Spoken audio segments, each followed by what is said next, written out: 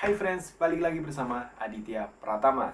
Dan ini adalah kamera dari Sony yang serinya ZV-E10.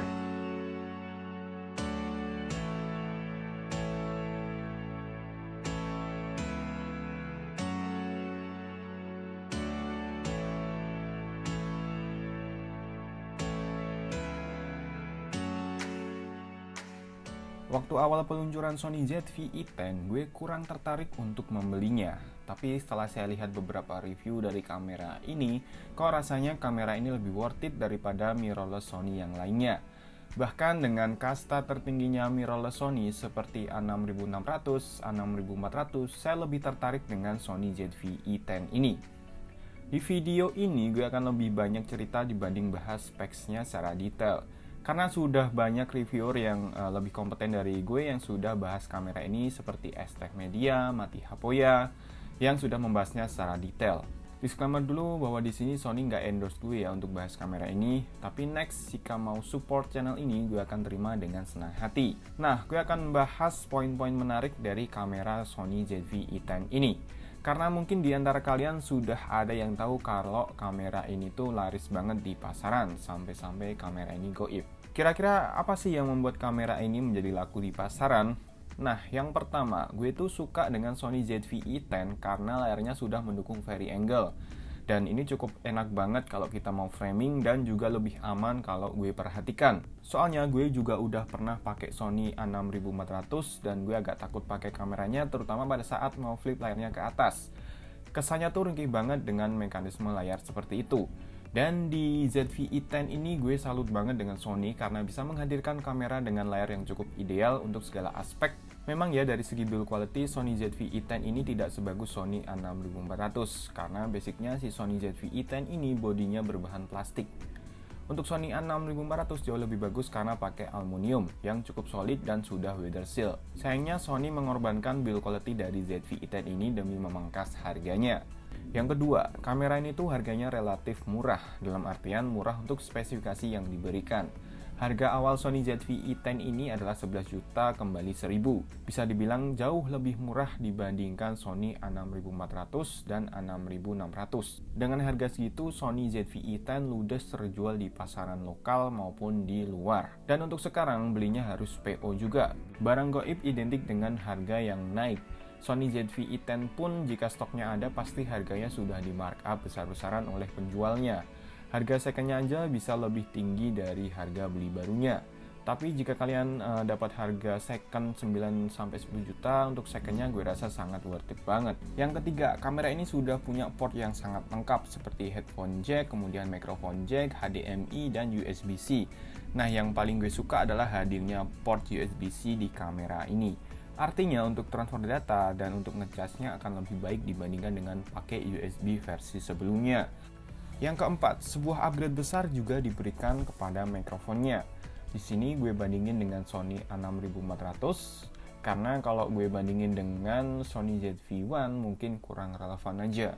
Kenapa gue bisa bilang upgrade? Karena kamera mirrorless Sony pendahulunya yang interchangeable lens nggak ada yang punya mikrofon sebagus ZV-E10 ini. Dan di dalam paket penjualannya pun diberikan bin seal agar dapat memfilter suara dari terpaan angin atau noise yang mengganggu.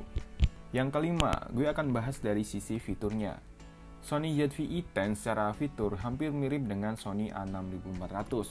Karena si Sony ZV-E10 ini sudah support 4K di 30 fps juga. Kualitas videonya bisa dibilang cukup mumpuni karena sudah bisa rekam dengan settingan XAVCS, di mana jauh lebih bagus daripada AVC HD.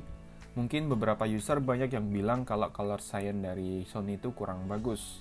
Dan disematkannya picture profile ini akan memudahkan user untuk melakukan koreksi warna atau color grading. Ada juga fitur menarik yang di Sony A6400 itu nggak ada, yaitu fitur steady shot. Walaupun jika pakai active steady shot untuk rekam video akan mengalami crop yang cukup terasa banget. Untuk jenis steady shotnya ada dua macam pilihan, steady shot, standar, dan juga active steady shot. Hal menarik lain yang bisa kalian dapatkan jika kalian punya kamera ini adalah kalian bisa perbaiki stabilisasinya dengan menggunakan aplikasi Catalyst Browser. Namun di sini gue nggak pakai jadi nggak bisa praktekin juga. Jika kalian punya kamera ini, kalian akan menemukan tombol the focus button di bagian atasnya. Dan fungsi dari tombol ini dapat mengubah bukaan aperture ke maksimal aperture-nya agar background-nya lebih blur. Dan fitur ini berguna banget kalau kita sedang gunakan untuk vlogging. Nah, yang terakhir, kamera ini sebenarnya cocok untuk siapa? Gue bisa bilang kalau kamera ini cocok banget untuk vlogger. Tapi jika kalian bikin konten di YouTube kayak gue gini yang banyak shoot video produk, kamera ini juga sangat cocok. Terlebih jika kalian seorang single shooter, layar dari kamera ini sangat membantu dalam framing. Intinya kamera ini lebih condong ke videografinya ketimbang fotografinya jika dilihat dari berbagai aspek. Buat kalian yang suka ngeluh, susah banget mencet tombol record di Sony A6000-an, si Sony ZV-E10 ini hadir dengan tombol record yang lebih proper. Karena letaknya ada di atas body dan ini clicky banget dan gak sesulit mencet di kamera Sony A6000-an. Ditambah dengan tombol dial yang cukup lengkap, kamera ini sangat mumpuni banget jika kita sering pakai dengan berbagai mode yang berbeda. Kapabilitas low light dari kamera ini juga mirip dengan Sony A6400, di mana si Sony ZV-E10 ini cukup baik performanya jika dalam kondisi yang minim cahaya.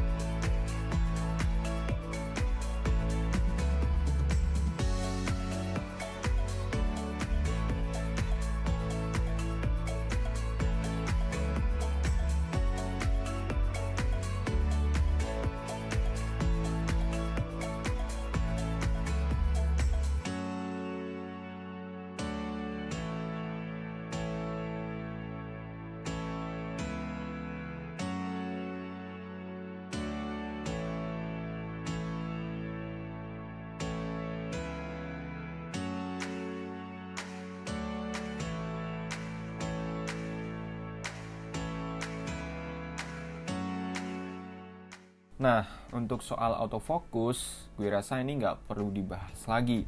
Karena untuk Sony A6000-an pun sudah memiliki autofocus yang sangat cepat. Oke, mungkin cukup sekian video dari gue. Jika kalian merasa terbantu dengan video ini, silahkan like dan share video ini. Jangan lupa untuk subscribe channel ini agar kalian dapat informasi menarik seputar gadget dan teknologi. Aditya Pratama pamit, dan see you on the next video.